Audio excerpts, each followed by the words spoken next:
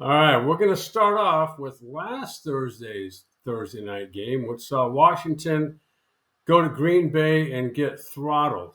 And in large part because the Packers, they're one of the best teams, if not the best team in the NFL right now, that nobody seems to be acknowledging, at least not yet. They've got one of the best quarterbacks in Jordan Love, who, again, played flawlessly. They've got Josh Jacobs, who's not only fast but powerful and gets the tough yards. Combined, they went over 400 yards of offense. And then their defense happened to shut down what was last year's one of the best offenses in Washington, who came away with 18 points. Jaden Daniels effectively held him in check all night, well under 60% passing.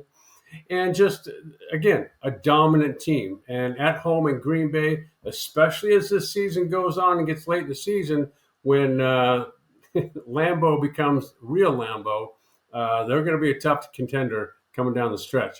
Talking about a couple of games that happened this Sunday, here's a couple of my losses. One being the Bears going to the Lions, who the Lions looked dormant all throughout the preseason, the first game of the regular season. We've all talked about how they lost both coordinators and several key players on the roster, and yet the Bears go in there and give up 52 to the Lions. Jared Goff got back on track, throwing for 5 touchdowns.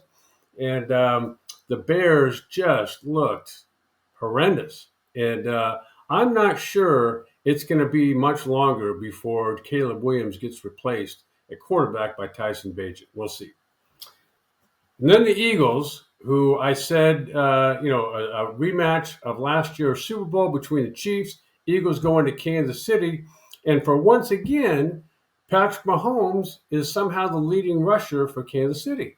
Doesn't make sense. I don't know what's going on with them offensively. But even their defense that carried them last year seems to have slipped a bit. The Eagles, are back once again being one of the top teams. They do what they have to do to win games. And couldn't be more impressed. I got to say, though, Patrick Mahomes has never started 0-3 as a pro. And so I think Andy Reid is going to get that team back refocused. They're going to go to New York and play the 0-2 Giants, and we'll see who comes out on top. But I think it's going to be the Chiefs. All right. Then this Monday night, which is tonight, there's going to be 2 games. I'll break down one of them with the Chargers taking the short trip to Las Vegas to take on the Raiders and their 70-something-year-old head coach, Pete Carroll, and the new beast mode there in town, which is Ashton Genty. The Chargers, though, have, I think, the better coach in Jim Harbaugh, the better team, the better quarterback in Justin Herbert. And I think just as they did playing Kansas City the first week, they'll come away and leave Las Vegas with the victory. Then we've got next Thursday, which will be the 0-2 Dolphins traveling to Buffalo to take on the 2-0 Bills. And the Dolphins head coach Mike McCarthy, who was already on the hot seat after week 1 in that annihilation they took at the hands of the Indianapolis Colts, now 0-2, back on the hot seat. Still, the flames are getting higher.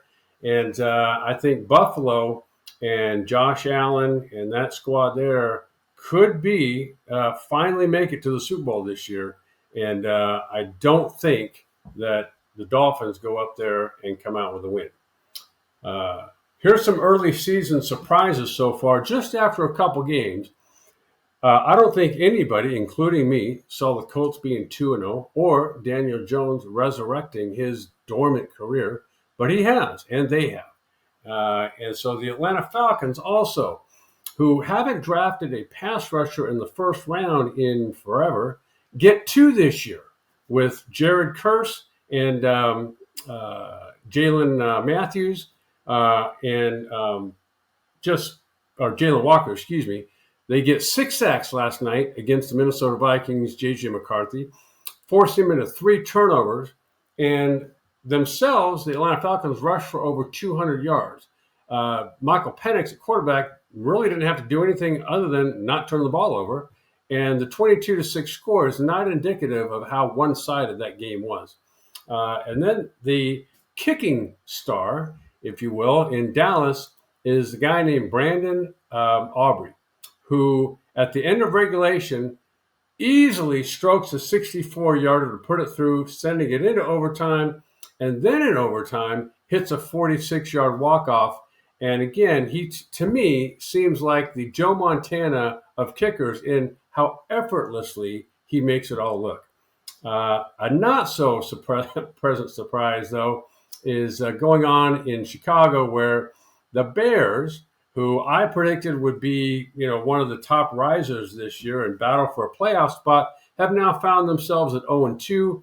All of the offseason moves they made these last really 3 years, and especially this year, though, seem like they put it all together, starting with head coach Ben Johnson, and yet here they are at 0-2. I mentioned it earlier. I don't think it's going to be more than, 4 or 5 games into the season where Ben Johnson really takes a look at replacing Caleb Williams with Tyson Bajan.